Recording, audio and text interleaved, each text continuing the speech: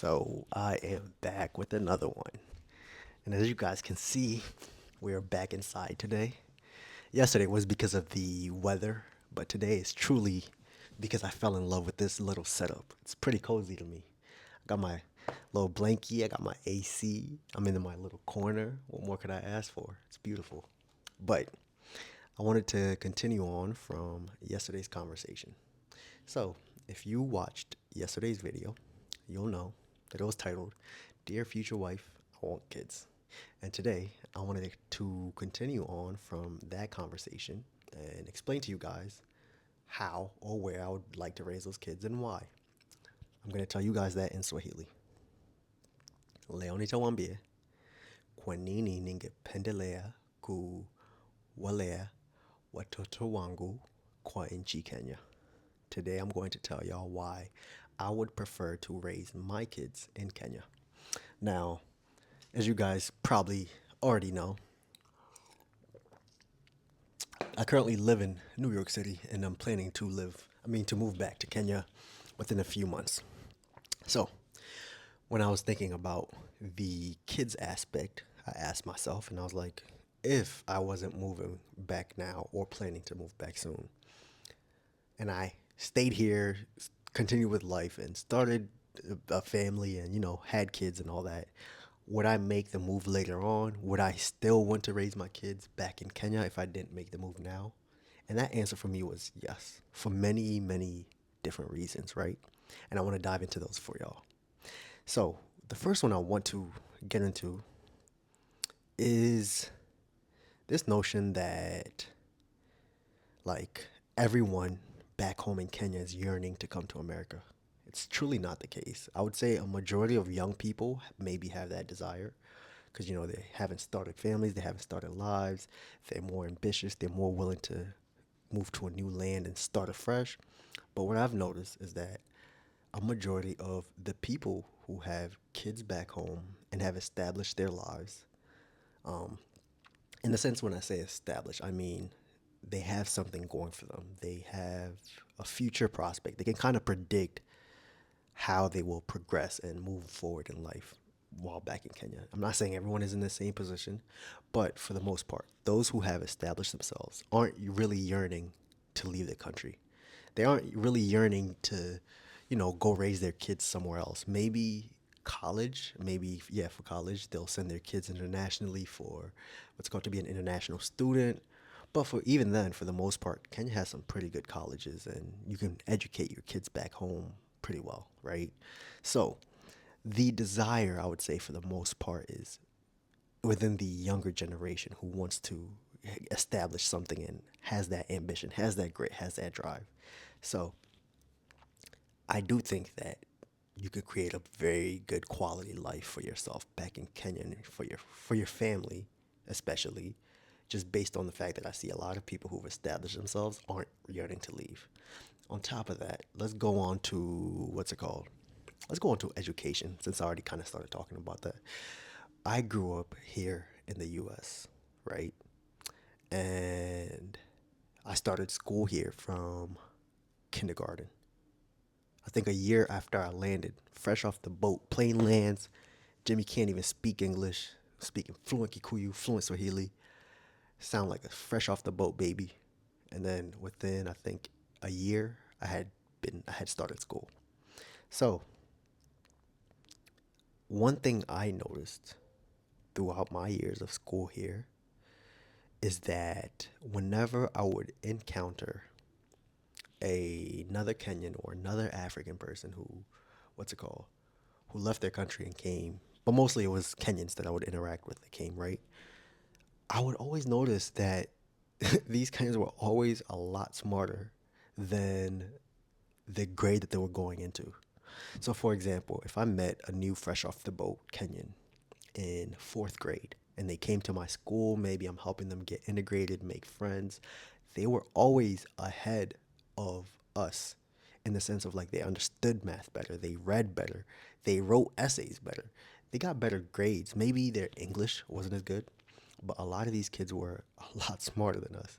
Now, this is not to just poop and crap on the American education system, but I think it's pretty well known worldwide that we don't have the best education system. Depending on where you take your kids to school, depending if you homeschool your kids or you could pay for a private school and all that. But the base level public education that you would get here, for the most part, in my opinion, is pretty behind a lot of the curriculums back home in Kenya.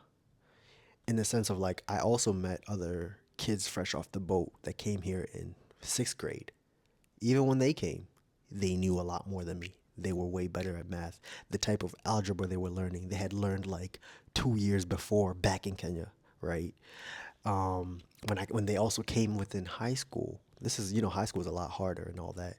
Maybe they struggled with language. Maybe they struggled with certain parts of school. Maybe they had to take an ESL class, English second language. I took those when I was a baby here in kindergarten.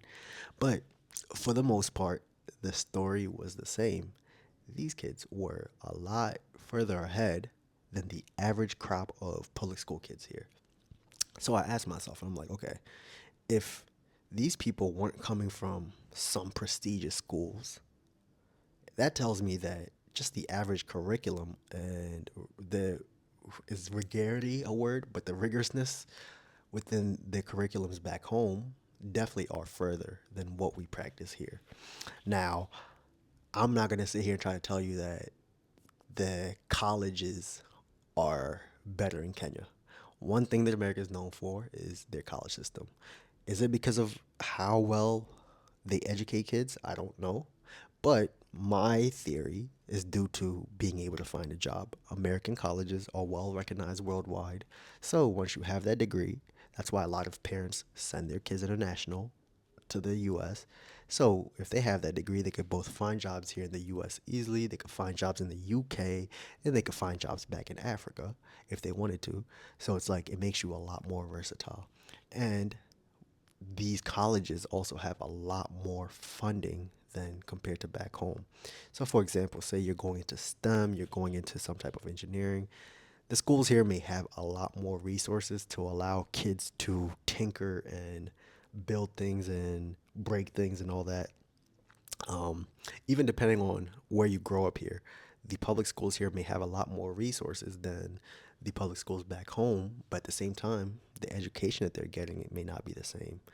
One other key area, because we talked about from grade school, the average Kenyan coming would be smarter than a lot of the kids in these public schools. But I also explained that what's it called, even in college, the colleges back home can educate you very well. But at the same time, the recognition that American Degrees has is what sells America on colleges.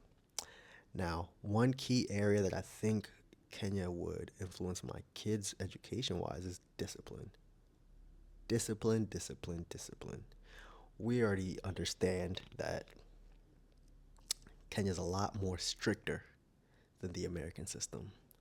I grew up in public schools where schools were taking kids from the hood, taking kids from the suburbs, taking kids from the worst neighborhoods in these suburbs, the in between transition areas, the industrial areas that are adjacent to hood and all this. So I had a pretty well rounded class. And I can tell you that the disciplinary expectations, even though they were obviously set to make the kids behave, the bars were pretty low in the sense of like what's tolerated here. Like your teacher tells you to be quiet and you tell your teacher, yo, shut the F up. I don't give a crap, miss this. I saw kids put hands on teachers as in like fighting, pushing a teacher. I saw kids hot boxing, meaning going into the bathroom and they're all smoking at the same time, hot boxing school bathrooms full of weed. In middle school, we had food fights, like real food fights. I still remember this. These are probably some of my like best memories from school. I remember having food fights at lunch. You're not gonna find kids in Kenya throwing food to fight with each other. I remember in middle school, all the boys' bathrooms in the school getting closed and shut down because we used to go into the bathrooms to fight and slap box with each other. So we ended up with just one bathroom in the whole school for boys. And guess what they did? They went there and they set the trash cans on fire mid school day. So we got all our bathrooms taken away as boys in middle school. And we all had one bathroom left, the nurse's bathroom. So there was lines of like 30, 40 kids waiting to go pee in the nurse's bathroom, right? Um, I saw fights. I was in fights. I'm not gonna sit here and try to tell y'all that I'm some like angel baby, angel kid. No, I definitely stressed my mother out growing up here. I stressed her out a lot. I was getting suspended. I was doing a lot of stupid things growing up. I got suspended off the bus. I got suspended out of school. My grades were always good, but there was a lot of peer pressure influence around me to do a lot of stupid stuff. So the teachers would be annoyed. They would know like this kid's smart, but he just hangs around the wrong people. He just gets influenced by the wrong people.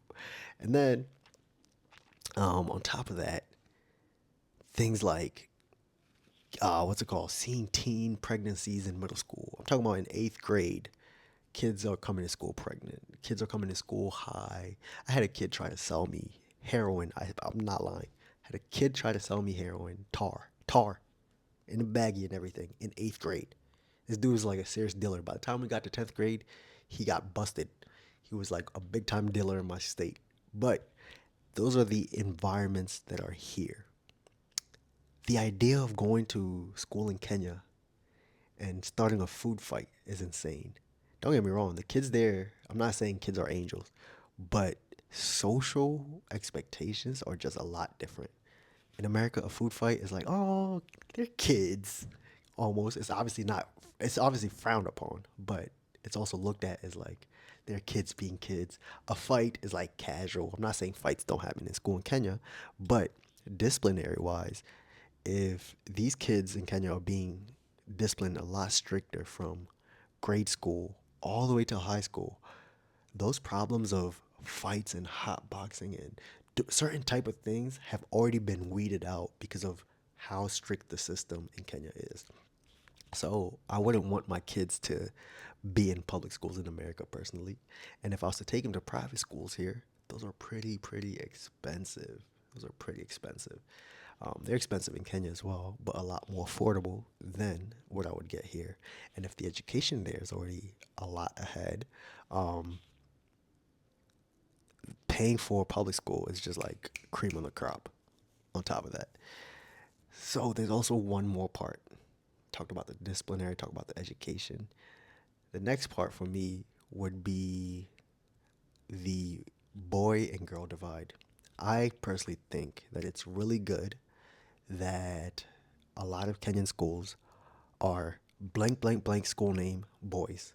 So it'd be like Nairobi Boys High, uh, Kitengela Girls, and then you'll have Limuru Boys this, Limuru that, Nanyuki this, Nanyuki Boys High. So don't quote me, but to my Kenyans, if you're watching this, let me know in the comments. I would assume that the majority of schools back in Kenya are split gender wise from boys to girls. Now, there's already Western people watching this and already hearing gender and already are up in flames and like, why are you going to listen? It's how we do things back home. We believe that boys and girls are different and they learn differently. So, I personally would prefer that type of system, the gender divide system in education for my kids. I think it would be very good for both the boys and the girls to be environments where they're not worried about dating and boy and girl drama. It's like you're either worried about not getting beat up and bullied or being the coolest within your group and all that. So yeah, I think that is very strong in Kenya, and I would prefer my kids to be within such a system. And then on top of that, recently, and over the past few years here in the U.S., there's been a lot of what's it called? A lot of ideological things being pushed within the education system, which I disagree with. I think education is education, and a lot of the things that are being pushed don't really have to do with what's it called? With school and your education. Um, I'll leave it at that. So I would view the overall education system back home in Kenya as more polished education wise, and the type of kids that it pumps out, the caliber of educatedness that you find in Kenyans. You'll find very sharp individuals back home. And even though they may not be able to find employment, they're very sharp up here. Very, very sharp. So, what other aspect of raising kids would I want to raise them in Kenya? Culture. I've made so many videos on this channel. Well, not so many, quite a few. Talking about culture and how culture gets lost, culture gets erased. One thing my kids would definitely learn is Swahili back in Kenya. Um, they would also be immersed within their culture. So I'm Kikuyu. My kids would probably be able to pick up Kikuyu a lot easier back home in Kenya than they would here having to teach themselves as like a third language or second language. You guys get the point? So culturally, I think it would be a lot better. Culturally, also, when I grew up here, I would say that kids were a lot freer and allowed to roam further when I was younger. The kids that I see growing up now, they're almost, I don't know what the term is. Is it latchkey kids or leash kids? Where the parents don't trust their kids being out of like actual physical sight. There's some parents who don't trust their kids if they can't see them out of a window or from a balcony or something. I yo, I was a menace. I remember one time I rode my bike across town with my friends. And I'm talking about truly across town, not just down the street. No, I'm talking about in a car driving. It's like a 15, 20-minute drive. On my bike, it's like a 1 hour, 2 hour drive ride with my friends. So I'm pretty far away from home, miles, probably at least 5 to 10 miles away. And my mom, she's at an intersection. And I remember we made eye contact, and I just knew I had the biggest ass whooping to go back home to that night. She looked at me and she smiled because she couldn't believe it. She's like, "What are you doing here on the other side of town?" When I got home, I'm telling you, I got beat for like an hour. Oh my gosh, it was so bad. But the reason I bring up this story is that I don't think that exists as much here anymore. I think that the society we're living in, a lot of people are very, very paranoid and very cautious of the world, but mostly paranoid. So I view that the kids back home in Kenya have a lot more autonomy. They have a lot more freedom in the sense of like parents aren't as parents parents aren't as paranoid. Yeah, parents aren't as paranoid with the type of threats we face here over our kids as they are back home. The concept of like kids getting kidnapped here is pretty like serious.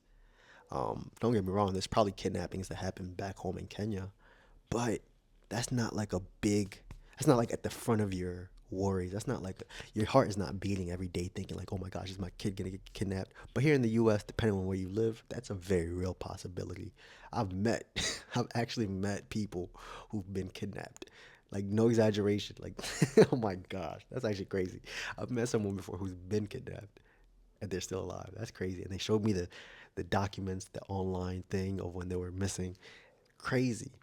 So I would want my kids to have more freedom. I would want my kids to have the the autonomy, because I think they grow up a lot faster. They become more responsible. Um, yeah, the responsibility part because of that autonomy. The kids aren't scared to walk around the corner and do this. The parents can send them on errands and be assured that what's it called?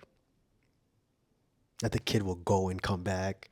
Um, Parents can send their kids to go get milk from this place and come back. Here, kids aren't running errands for their parents for the most part. Maybe you get a car when you're like 16 and 17, and then your parents can actually send you far. But for the most part, it's like kids are pretty within close vicinity to their parents here. And that's one thing I've noticed as well. The Kenyans who would move to the US throughout my life when I was in elementary or middle school or this, they were a lot more disciplined. They were a lot sharper than I was. They were a lot more responsible, which goes into the discipline. And I'm talking about like I would like there would be I was in middle school and another Kenyan came when I was in middle school. They had younger siblings, but they were responsible enough to go back home from school and make dinner for their siblings. They were the ones making sure that their siblings, what's it called, are getting up and getting to school on time in the morning because their parents are what's it called, probably working overtime to establish themselves in America. Meanwhile, Jimmy's just living life casually. My mom would not trust me to take care of another human like that. I could barely take care of myself. But overall, I do feel as though education being a very big part of a kid's life, if we're being real, for the first 18 years of their life, or 12, in the first 18 years, minus six, because you don't start school until you're like six. But for those 12-year gap, majority of your kid's time is going to be spent in school and learning and related to school. So if the overall picture of education to me seems better in Kenya, depending on the lifestyle you could provide for your kids, I would rather my kids grow up in such an environment. I would rather my kids not be scared to roam on their own, or what's it called, be paranoid of certain problems that we face here. I would like my kids to also be responsible, not rely on dad for everything or mom for everything. So, as I think about my future, I'm currently childless. Just so we're all clear, I have no kids right now. I'm currently childless, but as I think about the future and starting a family and everything, all these things come into mind. There's probably something I'm missing. There's so much I could talk about. The type of friendships that are here. You find a lot more depression in the children here than the children back home. One, because of community and that aspect of kids walking maybe 2 miles to school with their friends or a mile to school with their friends. That's common. You'll find kids, little 5-year-olds in Kenya, just walking maybe a mile to school or half a mile or something crazy. My little brothers do that. So, yeah, you guys, I think it's better to raise them kids back home, all dependent on the lifestyle I can provide. Like I said, I'm not gonna go back and have my kids struggling and all that. It all depends on the lifestyle you could provide. If they had to do public school, it's not bad. Public school isn't that bad there. I would say the kids in public school there are a lot more disciplined than the kids here by far. Um, and then when it comes to college, realistically, let's pray that I'm financially wealthy enough that by the time my kids are going to college, they're going for their passion. They don't need to go for a job. Like they're going to college to study what they're passionate and interested in, not going to become a doctor because we're still struggling and that's the best way for them to make a lot of money. A lot of students and a lot of immigrant kids are in that cycle of, chasing the dollar, chasing the bag, which is okay.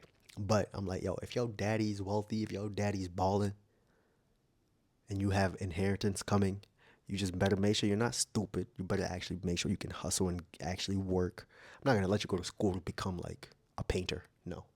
But say you want to go and study. All right, let me stop capping. You better study something serious. I'm not about to pay for. I'm not about to pay for like a music theory major. Nah, you could probably do a music theory minor. I don't know what I'm saying, but you guys get the point. There's so many aspects to this. What's it called? To this whole situation as to why raising kids back in Kenya may be better. But that's the end of this video. If there's anything I left out, you guys let me know in the comment section. Um, that's it. I'll see you on the next video. I love y'all and bye.